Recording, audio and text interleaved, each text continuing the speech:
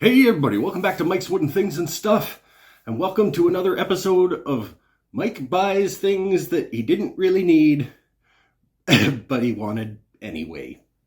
That's not the name of an episode. That's not even a series of things that I do here.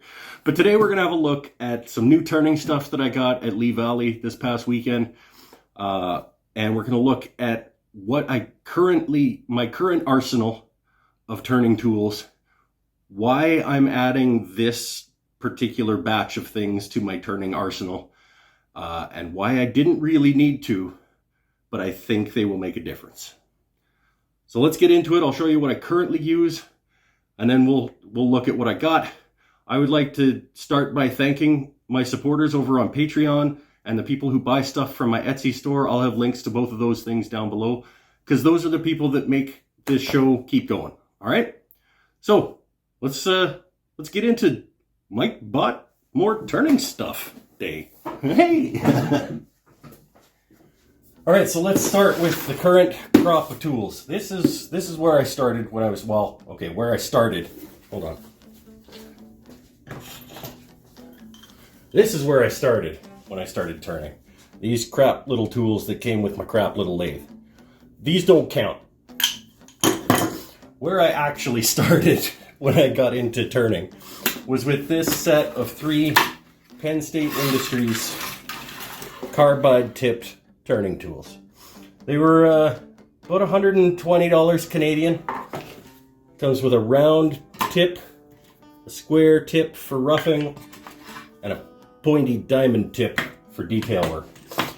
And then I upgraded, graduated, whatever you want to call it, to a 1/2 inch one-way bowl gouge, which has been doing the bulk of my turning work of late, except for a few situations where I do go to the carbide tools, such as putting a tenon or a recess in a bowl, and I use the finisher, which is the circle, on the inside bottom corner of bowls, sometimes where I can't get a nice clean sweep through with the bowl gouge. And that is the extent of my current arsenal of turning equipment. That's not true at all. I also have a little parting tool, a little like sort of 16th inch parting tool for lidded boxes and stuff. I can't find it right now. If I do find it, I'll put a picture of it up on the screen, but it might be gone forever. I don't know. I don't use it very much, obviously. So that's where I am right now. Let's look at what I got that I'm adding to this, and why I got it, and why I didn't really need to. But I did anyway. The first thing that I wanted to get when I walked in the door of Lee Valley, the first thing on the list was a full-size finisher by Easy Wood Tools. Big, long-handled red guy. Because this guy, as much as I've used it and as fantastic as it has been for me, once you get over the tool rests by more than about an inch, there isn't enough leverage. It's just not long enough, and it's not hefty enough to not want to grab and pull and chatter, and it's hard to get a nice clean cut with it. And there are certain times that you need to be over the tool rest by a little more. At least I do, because I'm not very good at this. Actually, let me show you. Let's go over to the lathe for a second. All right, so we're over here at the lathe. This is my Laguna 1216 lathe. We've just hollowed out the inside of this bowl, but on that inside corner, we've been doing it with the 1/2 inch bowl gouge, but on that inside corner, I'm just not getting a nice clean sweep around. All right, so I'm gonna move over to the finishing tip carbide dealy. But as I'm coming in like that, I am out hanging over that tool rest. Here, come on in. We'll see if I can get you a little bit of a better angle. Maybe not, but yeah, there you go. You can see. So I'm 1.5 inches over that tool rest. And once I'm trying to nice and carefully clean out that inside corner, that bottom corner, I don't have enough heft in this thing right here. So it wants to grab, it doesn't want to cut clean, and it makes me have to sand a whole lot more than I should have to. So my idea was to get a longer handled carbide tip tool to do that operation. So let's look at what I got. I wanted to get the full-size finisher, the big red-handed handled dealie, but I went in a different direction. Let's have a look. So I'm a big fan of Carl Jacobson, and if you like watching turning stuff on YouTube, you should be a big fan of Carl Jacobson too. I'll leave a link to his channel down below. And one of Carl's favorite tools is this guy right here. This is the #1 hollower by Easy Wood Tools. It's got a round-tipped carbide, like what I was looking for, but it tapers down at the end to a nice thin tip, but it's still super robust. And so this is the decision that I went with, because it'll serve that purpose that I was looking for, but it'll also help me get inside like Christmas ornaments that I'm hollowing out, or do little detail work because of the small tip. And it's essentially, I believe it's a 14-inch handle, and this is a nice big beefy chunk of stock here. It's actually got, I don't know if you can see, it's actually got a line for maximum overhang on the tool rest, and that's a solid 4 inches. So that's going to make a significant difference, I think, for that one particular operation over at the lathe. And it's also going to add some versatility for some other things that I want to be able to do more effectively on the lathe. So that's the first one that I did. That guy, I believe, was about $180. But the one that I wanted was about $170. So I think that was the right choice to make for that particular need that I had going in. Let's look at the next one. All right, so at this point, I've got a bowl gouge and carbide.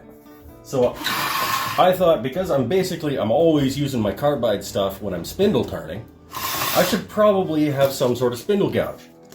But I don't know how much benefit a spindle gouge is going to be, so I went with, I believe what these are called are the Economy. I'll have links to all these things down below at Lee Valley, so you can look into them. I think this is called the Economy turning tool by Lee Valley. It's a 1/4-inch spindle gouge. I had basically only got this because I think I should have a spindle gouge. I don't know how useful it's going to be or whether I'm going to enjoy it, but I think it was $32.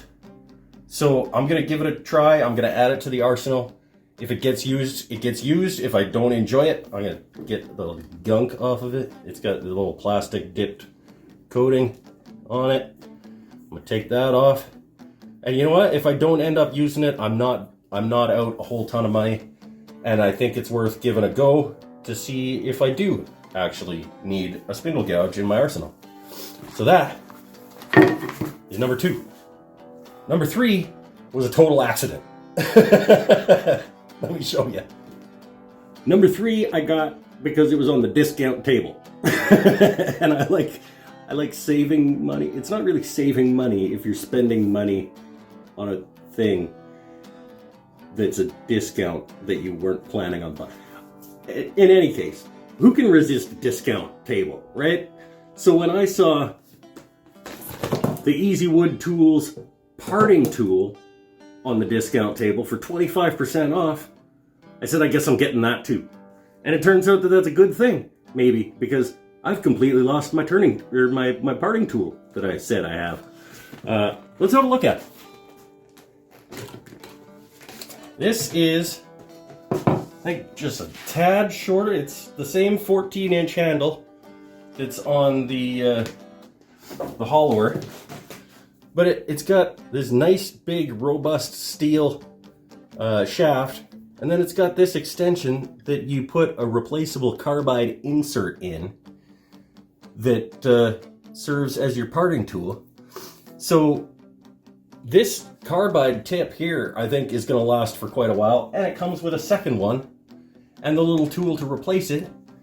So I think I got it for $110, and turns out that I might not have another parting tool. So I'm actually happier than I was going into today with this purchase, and it gives me another way. I can also use this to work tenons and recesses and things, because it's basically just a flat tip 1/8 inch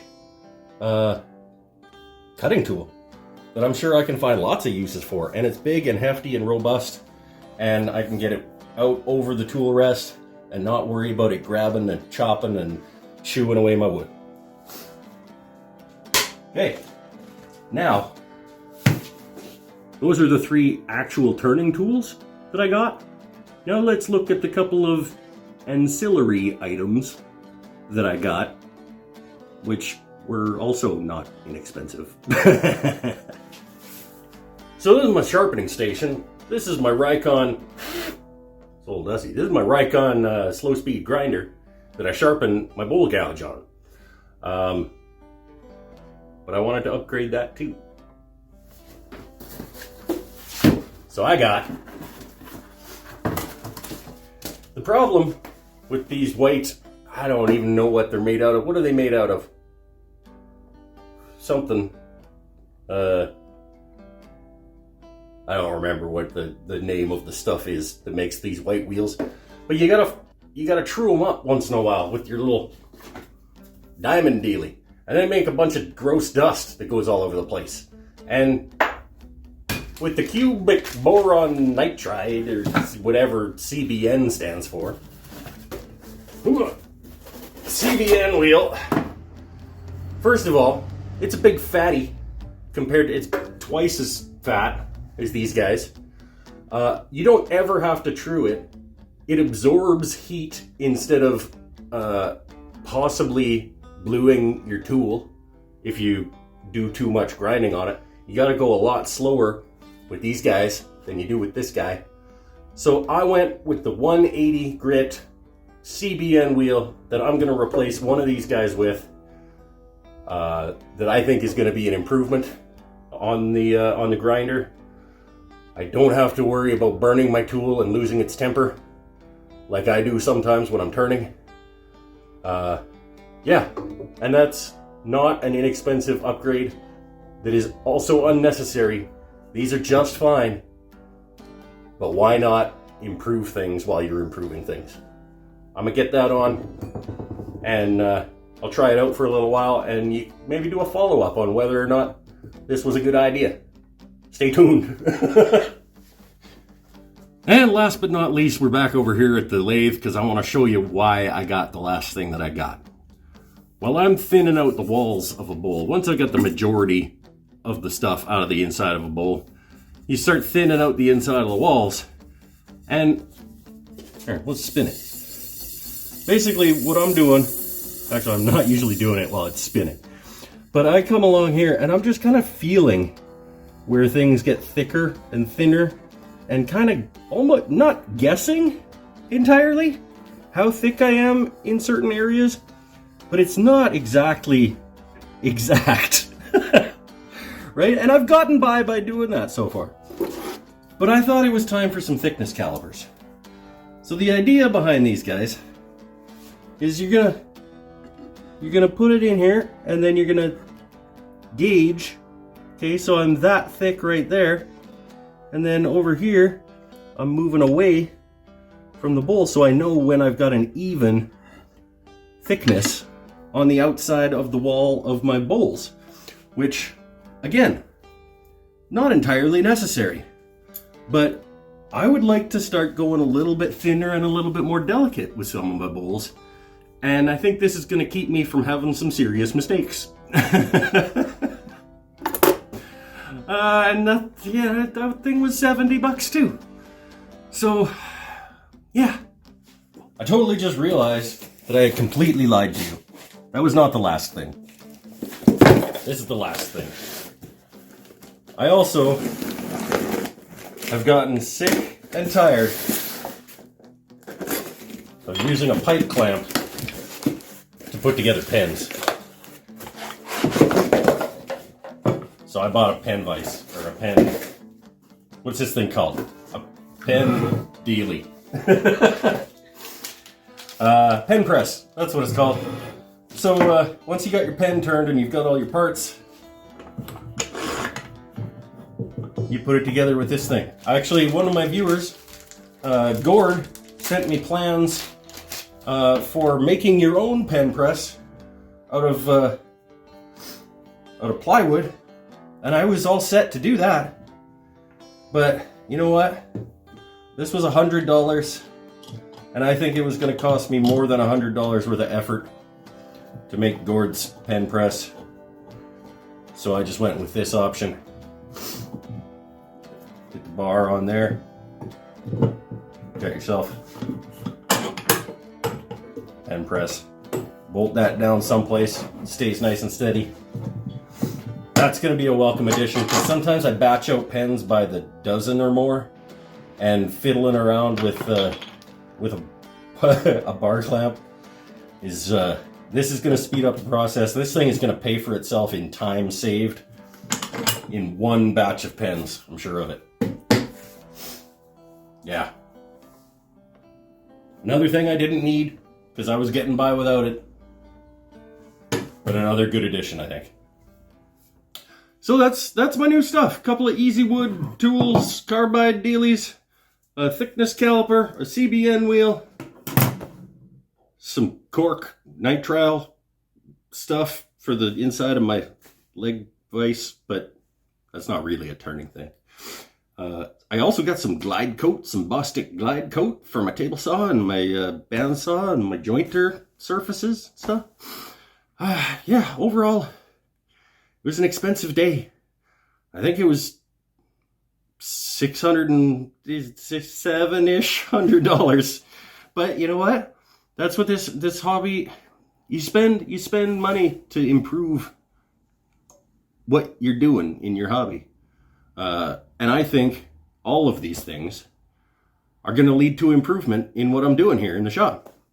So that's what I did. Did I need them? No. I was going along just fine, having a blast, making fun things, making nice things. But do I think that I'll have more fun and be able to make nicer things and enjoy my time at the lathe more with these new additions? Yes, I do. All right, that's been this edition of Mike Spends Money on Things He Doesn't Need.